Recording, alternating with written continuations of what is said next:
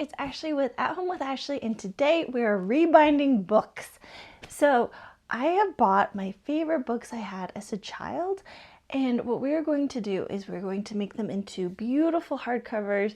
These are all used paperbacks, so they were very affordable, like $3 each, and I just want them to be really pretty. I thought I would start by showing you the parts of the book, so when I tell you about it, you know what I'm talking about. So this is the cover, this is the spine, and on the inside we have the end pages on the front and the back.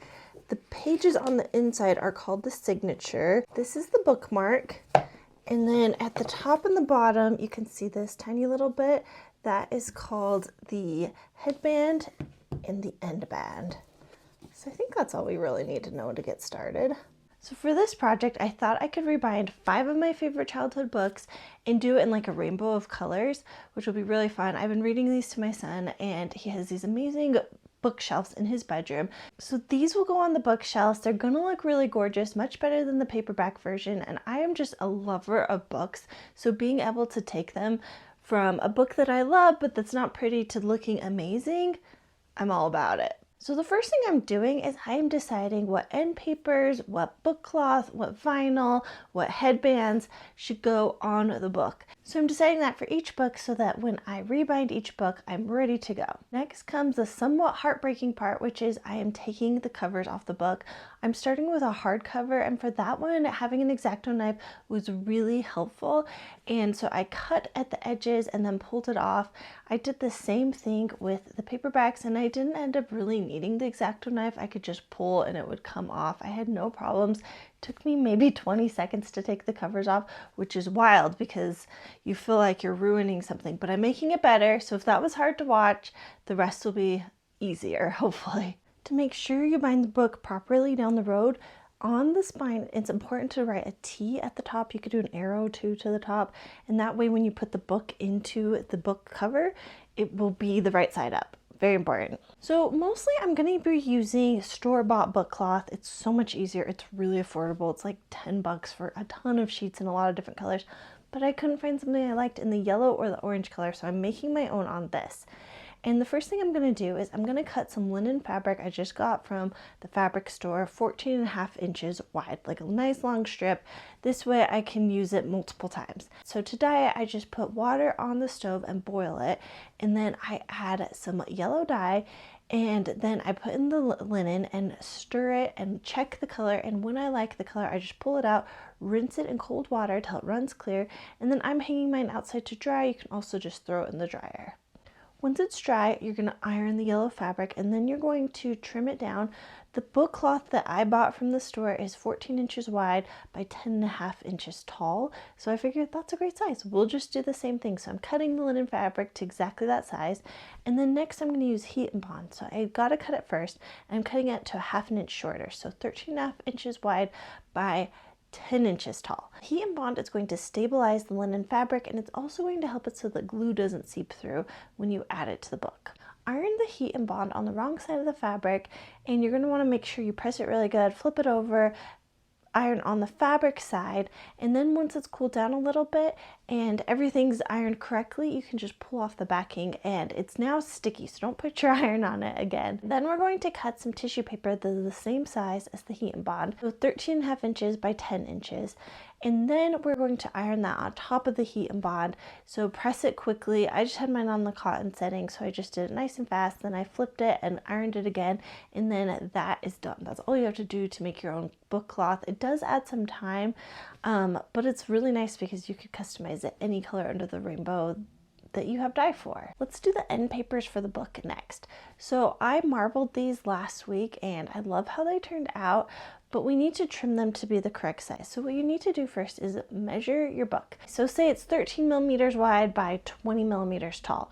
So you're going to double the 13 millimeters, so it's 26 millimeters wide is what you're going to cut, and you're going to keep the 20 millimeters tall because you need it to open up and have both sides.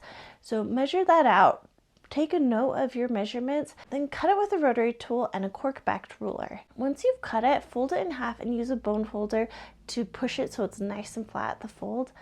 And then what you're going to do is you are going to take your book that's all naked, and I like to use, I have a little 5mm tool from my bookbinding tools that I bought, and I'm just tracing a line on that. And then I'm adding glue lightly with a paintbrush. I'm just using Elmer's glue for this. And as you can see, I kind of made a spill when I was pouring everything in, but it was good because I grabbed a rag and I used that throughout this whole process because I'd sometimes get glue on my fingers. I'd sometimes get glue on the bone folder. So I would clean that up just to keep everything nice and clean. You can also see I'm working on top of a piece of packing paper, just like scrap paper that I can throw away. But then I don't have to worry about glue getting on my table or my mat, which should gunk things up. And then as I kept going with books, I didn't even bother drawing the line, and I just kind of eyeballed it on the edge, and that worked out just great too. Once the glue's on, you're going to put your paper on top of the book where you glued, and you're going to make sure everything's lined up, and then use your bone folder again to push it down, and that will hold it in place. You're going to want to let it dry really well, so at this point I'm going to let it dry overnight, and I have it between two pieces of the scrap paper and a bunch of books on top of it, and that weight is just going to keep it so everything dries nicely and flat and perfectly, so we can check on that tomorrow. Next, it's time to design the cover of the book. This is both very exciting because you're nearing the end. It's also very slow. So for me, I did 2 covers. I designed 3 covers and I weeded out 2, and that took me like 4 hours. I don't know, maybe more, maybe 6 hours. So this is really slow, sorry to tell you, but I'm going to teach you how. For this, I like to use the software PicMonkey. First, I measure the cover and the spine of the book so I know how big to make the cover design. Then I open the PicMonkey software and create a new document in the same size as the book. I measure before the cover goes on because I want the cover design to be a little bit smaller than the actual cover. And when you're using PicMonkey, you have to translate inches into pixels, which is a little bit annoying, but there's lots of online calculators to help you with that. After that, I add a rectangle that goes along the outside of the border. For the top and bottom of the cover, I like to add in the name of the book and the author. I use the font Futura Medium. I just like to use that one in all caps because it's the easiest to remove the vinyl, weed it out later on, so that's worth it to me. The rest of the cover gets a motif. I add a graphic that goes with the book, so I do like a little house for Mandy because that whole book revolves around her finding a little cottage in the woods. Then I repeat the pattern so it goes over the front of the book multiple times, probably at least 10. Once I like it, I save it. Next, I design the back cover, so for that I just edit a copy of the cover design. I delete the title and the author, and I add more of the motif where the title and the author were. And now I add an oval to the middle of the book. I make the middle white so you can't see through it because this is where text is going to be, because I like to add a quote from the book on the back. I think that's kind of fun. It does take much longer, so just skip this if you want to save some time. I find a quote that kind of goes over the overall theme of the book. I type it in caps because it's much easier to read, as I've learned from experience, and once I like it, I save the back cover. For the spine, I keep it super simple. All of my books are really skinny, usually 1/4 of an inch to 1/2 an inch, so I don't have much space. So I just type the title, the author, and add a little motif that matches the cover. Next, we're going to cut the vinyl. So we're going to open the Cricut design space and open a new canvas so we can start uploading the graphics we just designed. Let's do the cover together. So I select upload and then I choose the cover design. To remove the background areas, I click anywhere where there's negative space. I like to zoom in to make sure I get everything, and then click the inside of the letters like A, B, D, anything that has negative space, and then you're going to click inside the graphics as well, areas that need to be removed, then push apply and continue. Next, it will give you 3 upload options. Select the center one that's called single layer, press continue, and then press upload. Then add it to the canvas. It'll be added as a huge size. I don't know why they do this, but change it so the height or width is the same as the book cover. Usually if it was like 5 inches wide, it'll go perfectly to the right size if you just change the width. So then you're going to repeat the same process of uploading for the spine and back cover. Once they're on the Cricut canvas, click on Make. Choose how you will load the materials. I usually use materials that need a mat, so I select the mat. Next, you review the artwork. This is where it's really important to review the design since it'll be ironed on. I also like to rotate the spine image at this point so that everything fits as small as possible onto the canvas, so I use as little vinyl as possible. Then you set the base material. There's a short list of the most popular items. If what I'm using isn't on the list, I click Browse All Materials to find what I'm using. I usually select everyday iron-on. Now all that's left to do is load the materials and press go. At this point, I cut my piece of vinyl to the same size as what's going on the image from Cricut Design Space. So if you look at the picture of the mat, it'll show you how much of the space is covered. So for this one, it's 8 inches long. Then I put the iron-on vinyl onto the mat with the shiny side down. That's very important. The machine takes it from there and cuts the design. After the vinyl has been cut, it's time to weed out the excess background vinyl. Use a weeding tool for this. I've also found that tweezers can help with the tiny stubborn pieces. Weeding the intricate design takes a while. Watch a good show and be patient as each little piece of vinyl is removed. Now that the vinyl is weeded, it's time to add it to the outside of the book, which we will do that tomorrow. I was hoping to do it today, but this took a while, so what can you do? Today is an exciting day because my book press arrived in the mail. I was gonna make one, but right now I am like strapped for time. Summer is tricky with having children home. Well, I have one child, but still it's tricky. And so I bought one instead of making one. Today we are going to prepare the text block. Let's get started. Okay, today we're going to add a bookmark. To begin, measure how long to cut the bookmark, which I'm making out of ribbon. To do this, you just hold the string diagonally over the book surface and add 4 inches, then cut with scissors. We're gonna put the book inside the book press and spread a little bit of glue over one end of the bookmark and onto the spine of the book. So it's going to go on the top. Remember, we marked the top from the bottom, about an inch down from the center of the spine. So just glue that on really well. I put some glue over the top of the bookmark as well. Cut the mole, making it 1.5 inches wider than the spine, and I made mine a little bit shorter than the height of the book. I did about 1/4 inch shorter because I don't want to worry about excess on the ends.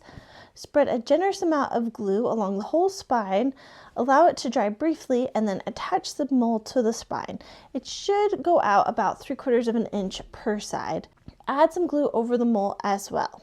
Next, we're going to apply the headband. This is a piece that acts like a frame on each end of the spine. It should be the same width as the spine.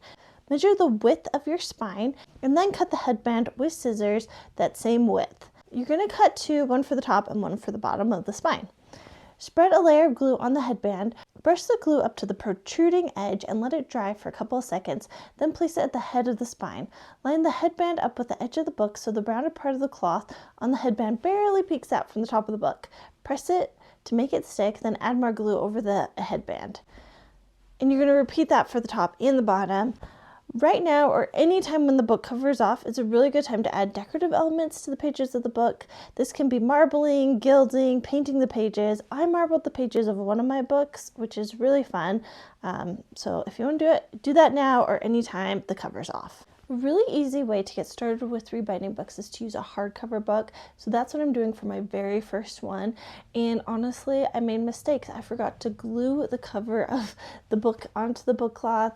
And once I had done the whole book and I had kind of like laid it on, like not quite straight, I ripped it off because I was like, oh, I need to glue it on. So I made a lot of mistakes, but I think I learned a lot from those as well. And now I can teach you for the next one. If you don't have a hardcover book that you're recovering, if you're just doing a paperback book, this step is for you. It's how to make the cardboard casing for the book. So what you're going to want to do is measure the cardboard for the spine. Measure the width of the spine plus the width of one piece of cardstock. Find the height, and that's 1/4 inch to the height of the book. So that is your spine. I like to write it down on the cover of the book. And then for the covers, add 1/4 inch to the height and make the covers the same width as the book. And just know it's better to go a little bit wider. It can be trimmed down perfectly later, but if you make it too small, then you'll have to totally start over. Place the cardboard on a cutting mat and draw the measurements onto the cardboard. Use a utility knife and a cork-backed ruler to cut the cardboard cover and spine. You're going to score the cardboard a few times to get a clean cut that goes all the way through. It just takes a few times with that utility knife, pushing through deeper each time. Sometimes the cardboard edges get a little bit jagged, so if needed, you're going to sand those edges. Just use a finger sander, and you're going to want to clean up your board after you're done because you don't want little pieces of cardboard everywhere. The first time binding a book, it's a really good idea to glue the spine and cover pieces onto a piece of cardboard. This makes it so you can test out your text block. It'd be really sad to totally finish up your book and then at the end have it too small, so this is the way you can test it out first. To do this, you're going to cut a piece of cardstock that is 1.5 inches wider than the spine. Next, glue the spine cardboard onto the center of the cardstock. Use a bone folder to press the cardstock onto the binder board. Flip it over and use a 5mm spacer from the bookbinding tools to space the front and back cover from the spine. Glue both pieces onto the cardstock and use a bone folder to press the cardstock onto the binder board. Put the text block into the cardboard case. Make sure it fits well. On one of my covers, I decided to go a little bit bigger because I was getting nervous, but it's okay because I just trimmed it down. Super easy. And then I sanded again. The cardboard case should be a little bit taller and wider than the text block, about 3mm. Okay, next we're going to take either your hardback book or we're going to take the cardboard casing that we just made and we're going to cover it in book cloth. Start by laying the bookcase onto the book cloth. Use 15mm corner pieces from the bookbinding tools and push the bookcase 15mm from two sides. Mark 15mm from the other two sides that need to be trimmed down. Then cut those two ends with the rotary paper cutter. This gives the perfect amount of book cloth to turn over on the bookcase. Put the bookcase on top of the book cloth. Place it so it's 15mm from each side and trace around the bookcase with a pencil. Next, use corner trimmers to cut off the corners of the book cloth. Press the corner trimmer against the casing, then use a rotary paper cutter to cut off the corners.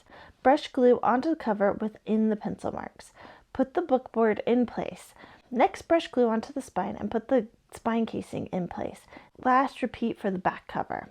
Flip the casing over so the book cloth is on top. Make sure to use parchment or wastepaper on the work surface. Use a bone folder to press out any wrinkles and press the book cloth onto the hinges to make a case. So now we're going to begin with the head and we're going to brush on glue with a foam brush. Then we're going to quickly turn in the extra cloth with a bone folder.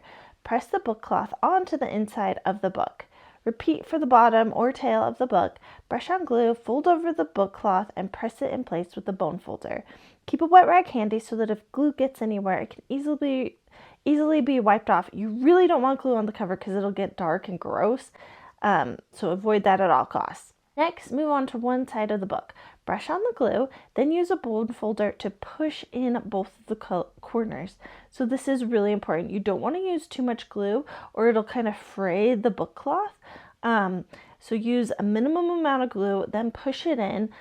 And then when both corners on one side have been turned in, then you're going to fold over the side strips of book cloth over the inside of the book with the bone folder.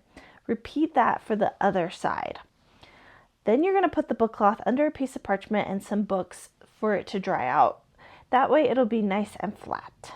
Okay, let's finish up our books. So once the book cover has been sitting under the books for about 3 hours, it's great to take it out and we are going to iron the design on. Take the bookcase covered in book cloth and add the cover design on. To do that, take the cover and stick it to the book. Be careful to line it on straight and with even margins on each side. Use heat-resistant tape to hold the design in place. Start at the top in one corner and work clockwise around the book, slowly ironing on the design with the Cricut mini press. Continue on the spine. Especially for this area since it's so small and the vinyl tends to move, it's important to use the heat-resistant tape to hold the design in place. Iron on all the vinyl on the cover, back, and spine. With my first book, I ironed on the design. It moved a bit and the border especially was obvious since it wasn't straight and some of the words got all messed up, so make sure to use the tape. Use the press to go over the design until the plastic sheet removes cleanly. Throw that away. If ironing next to a section where the plastic has been removed, be careful to not put the iron on the exposed vinyl. That will cause the vinyl to pill up. When I'm all done ironing everything on, I like to put a piece of cotton fabric over the book cover and give it a final iron to make sure everything is properly adhered. Okay, so now that that's on, we're going to case it in, and that's when you put the text block inside the finished book cover and you finish up the book rebind.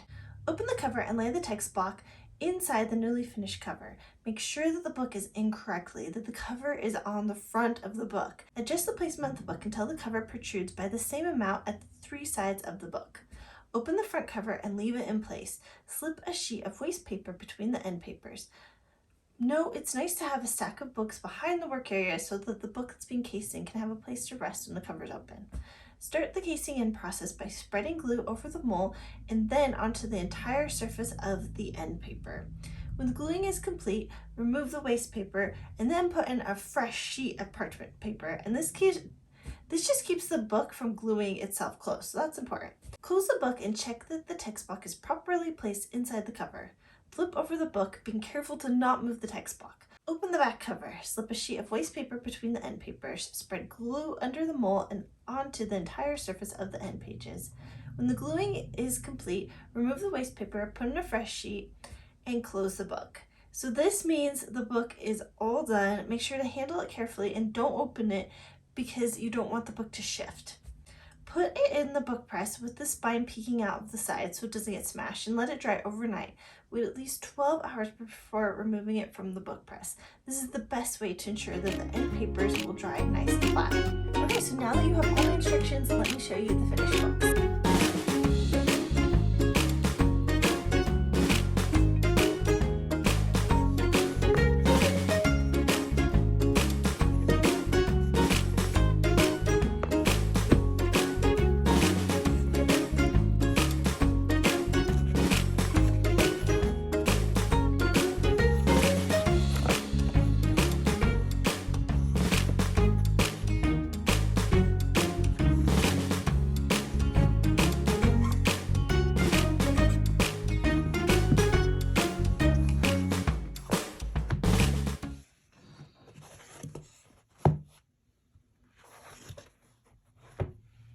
I am so excited with how these look. I'm not gonna lie, this process has tons of steps. So it means there's lots of places where you can make mistakes, and I made lots of mistakes making this, but I could also tell as I kept making books, I kept getting better at it, and it was really fun because I was like, oh, this is looking good. This is looking amazing. And even the ones I made mistakes on, they're not perfect, but they look pretty good and they look beautiful on the shelf, so I'm very happy with it. Now I just want to like redo every paperback book I own, so maybe that's an issue because it does take a while to do each book, but it is fun and I hope you try it. Please let me know in the comments if you do. I would love to hear. Let me know if you have questions because I know this is a long process. I was inspired to do my project by That's My Bookcase. She has a great YouTube channel and Instagram, so I will link her stuff in the description if you also want to watch her tutorials. They are more detailed than mine and they're a really good reference. Okay, I hope you had fun binding books with me. I loved this project. If you liked it as well, please make sure to give it a thumbs up, and if you're not already, please subscribe.